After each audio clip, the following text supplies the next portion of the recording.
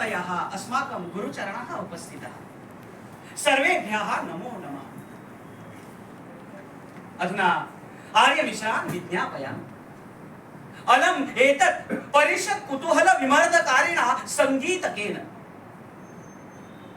एवमेव भवति संस्कृतनाट्यानाम् आरम्भः प्रायः। आरम्भे नान्दीश्लोकः, अनन्तरं प्रस्तावना। परम् अस्मिन् प्रयोगे नान्द्याः प्राक् एव स्थापना आवश्यकी। यतोहि अभिनवः एषः प्रयोगः, तस्य स्थापना आवश्यकी। अद्य अस्माभिः भासविरचितस्य कर्णभारम् इति एकाङ्कस्य प्रस्तुतिः अत्र नियोजिता। अभिवाचनम् इति प्रस्तुत्याः अभिनवः प्रकारः अस्माभिः स्वीकृतः। अभिनीतं वाचनम् इति अभिवाचनम्। अस्माभिः अस्य प्रयोगस्य कृते एका विशिष्टा संज्ञा अपि प्रयुक्ता। संस्कृत स्टूडियो थिएटर इति। स्टूडियो यत्र सीमितः अवकाशः वर्तते। यथा विदेशेषु प्रायः स्टूडियो अपार्टमेंट वर्तते, अधुना तु मुम्बय्यामपि सर्वाणि गृहाणि स्टूडियो रूपाणि। तर्हि मराठी रंगभूम्यां, हिंदी रंगभूम्यां वा भिन्नः भिन्नः नूतनः प्रयोगः भवति। मया चिन्तितं यत् संस्कृतेन अपि कोऽपि नूतनः प्रयोगः करणीयः। एषः विचारः मित्रेभ्यः कथितः। तदा मित्राणि उक्तवन्तः, भाई आप संस्कृत भाषा में नाट्य प्रयोग प्रस्तुत करोगे, नाटकों का मंचन करोगे, परंतु उन्हें देखेगा कौन? हिंदी भाषया वदन्ति ते सर्वे संस्कृत भारत्याः संभाषण वर्गः अद्यापि न कृतः तैः। मया अपि हिंदी भाषया एव प्रत्युत्तरितं, परं शब्दैः प्रत्युत्तरं न दत्तम्। उन्होंने मुझे ऐसा पूछा कि आपके ये नाटक देखेगा कौन, क्योंकि आजकल संस्कृत भाषा किसे समझ में आती है, और संस्कृत नाटकों का मंचन यदि करना होगा तो भरत के नाट्य शास्त्र के अनुसार मंचन निर्माण करना होगा। अब आज के समय में इतने सारे संसाधन कहाँ से उपलब्ध होंगे, और कुछ ना कुछ करके ये सारे संसाधन आप उपलब्ध कराए और संस्कृत नाटक का मंचन भी करे, तो वो नाटक देख के आज क्या लाभ? इस रंगभूमि का आज कोई औचित्य नहीं। एतेषां सर्वेषां प्रश्नानां प्रत्युत्तर रूपेण अस्माभिः अयं संस्कृत स्टूडियो थिएटर इति प्रयोगः नियोजितः। स्टूडियो थिएटर इति वदामि यतोहि अस्य नाट्यस्य मंचनस्य कृते विशाल विशिष्ट रंगमञ्चस्य आवश्यकता नास्ति। यत्र अवकाशः उपलब्धः तत्र अस्य मंचनं कर्तुं शक्यते। भरतमुनिना नाट्यशास्त्रे उक्तमस्ति, आङ्ग्लभाषया वदामि, भरतमुनिना उक्तमस्ति यत् an auditorium is a shared space and there are two stakeholders, those who are performing on stage and also those who are watching the play. तो ये जो शेयर स्पेस होती है ना, यह आवश्यकता होती है प्रतिभावान कलाकारों की और रसिकों की। परंतु भरत मुनि के शब्दों में ये रसिक सहृदय होना आवश्यक है। तो जहां प्रतिभावान कलाकार है और जहां आपके जैसे सहृदय रसिक है, उस जगह पर अपने आप नाट्य मंच, रंगमंच निर्माण हो जाता है और वहीं पर तो इसीलिए प्रस्तूयते भास विरचितस्य कर्णभारस्य आधुनिकः रसास्वादः संस्कृत स्टूडियो थिएटर इति माध्यमेन। अब संस्कृत नाटक जो होता है उसका आरंभ सदैव नांदी श्लोक से होता है।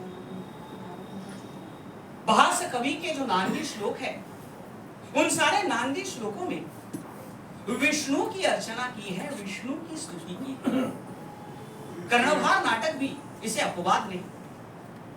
इस नाटक का जो शीर्षक है कर्णभार, यह भी बड़ा विशेष है।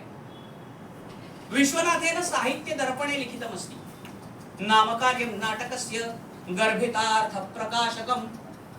नाटक के शीर्षक का कार्य यह है कि नाट्यांश के, नाट्यार्थ के गर्भितार्थ पर प्रकाश आना चाहिए। क्या होगा इस नाटक का गर्भितार्थ? वो जानने के लिए तो नाटक का अभिवाचन करना आवश्यक है। और क्या इस नाटक का भगवत गीता से भी कोई संबंध है, यह जानने के लिए भी अभिवाचन करना आवश्यक है। तो गुरु, हो जाए शुरू।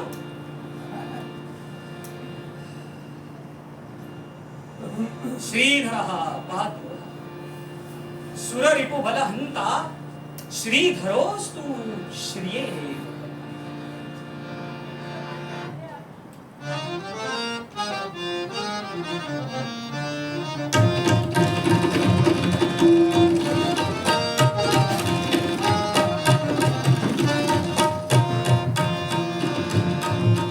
नरमृगपति वैष्मालोकन भ्रातनारे।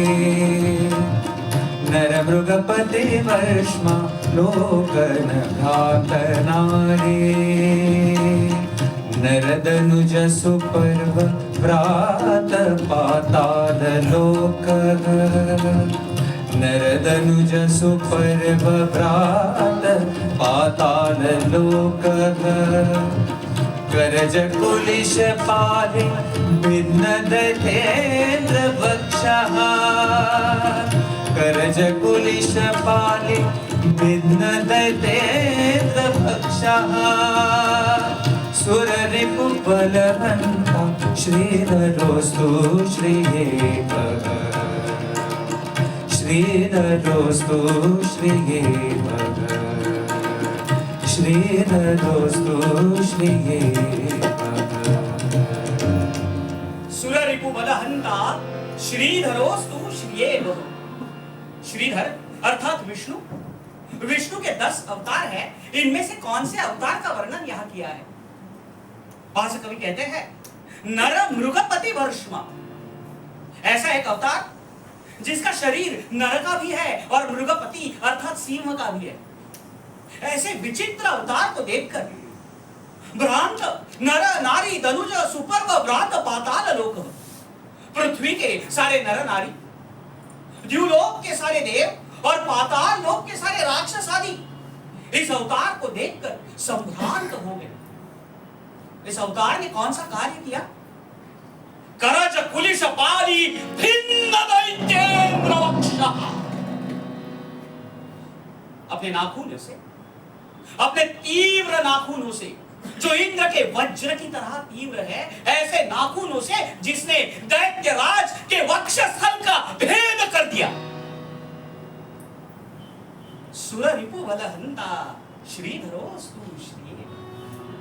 देवों के शत्रुओं के बल का नाश करने वाला श्रीधर अर्थात विष्णु का यह नरसिंह अवतार आप सभी की समृद्धि के लिए कारणीभूत। अब